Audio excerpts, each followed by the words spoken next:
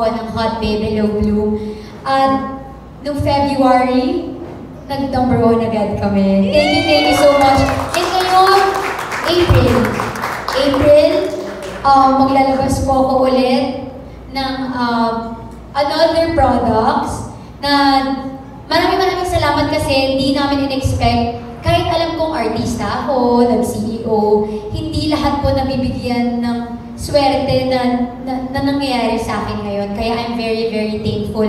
Kumbaga, halos gitna pa lang ng taon, tinapos na agad. Talaga namang pang December na yung saya ko, kaya maraming salamat po. At marami pa akong i-announce later, pero iisa-isayin natin yan later. Yes, later yan. At isa pa, gusto din malaman ng lahat, Miss Kiray, bukod dun sa brand natin na daily supplement, kwentuhan mo naman kami kung ano talaga yung pakiramdam na nag-yes. So, ito na nga. Ito na nga, kasi po, kinuha po ako ng host talaga, ng Purple Hearts. And alam niyo naman na hindi na ako nag-e-endorse kasi nga, meron na akong sariling brand. Pero kasi itong Purple Hearts, mahal ko si Baby at mahal ko talaga ang pamilya na to. Kaya talaga, it's a yes. And yun, akala ko, host lang ako sa Missibis. So we went to Missibis, kasama si Tepan, kasi close na rin naman na sila. And si Christian, co-host ko, hindi ko alam na may ganun palang pa-sorpresa na inabot sa akin. Ang saya ko po sa 5K! Kasi yung makakakuha ng 1K na itlog, magkakaroon ng 5,000. Kaya po nung nagdadrama na si Tepan para sa speech niya sa 5K, sabi ko, sobrang uwi mo naman, 5K lang ito. Ganun ako. Kaya yung reaction ko parang, uy, ba't dito ka nagkakalat? Parang yung parang siguro ang saya ng jowa ko, makakauwi na kami galing Bicol.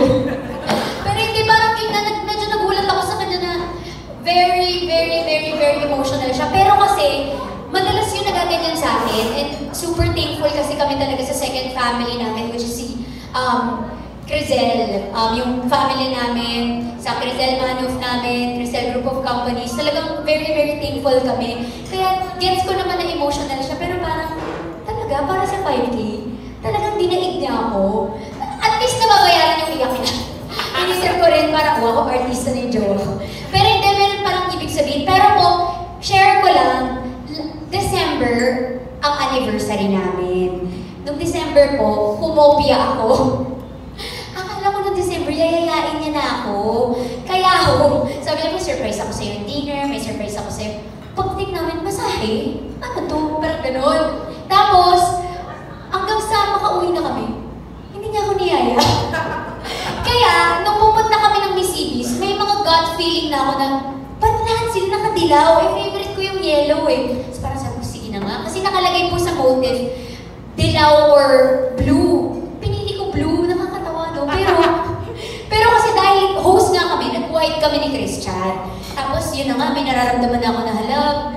Yayain na ba ako? Hala, baka hindi talaga, feeling lang ako, gano'n. Kaya nung lumuhod na siya, doon na ako nagulat.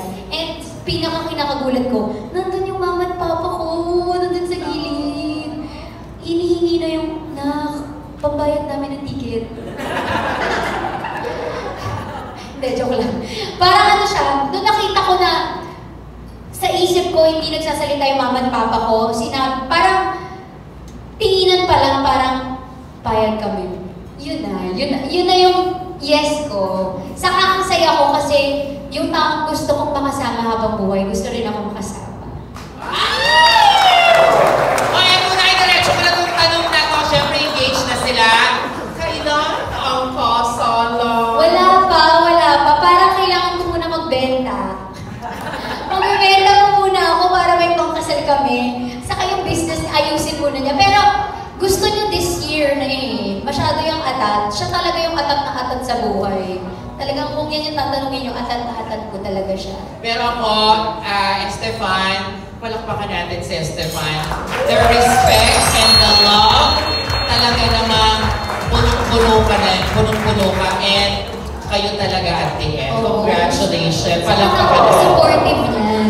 Lahat understanding, pati. Estefan, congratulations. Congrats sa respeto mo sa magulang at lalong-lalo na ang respeto mo sa Oo, sabi niya talaga, hindi pwedeng wala yung mama at papa ko doon.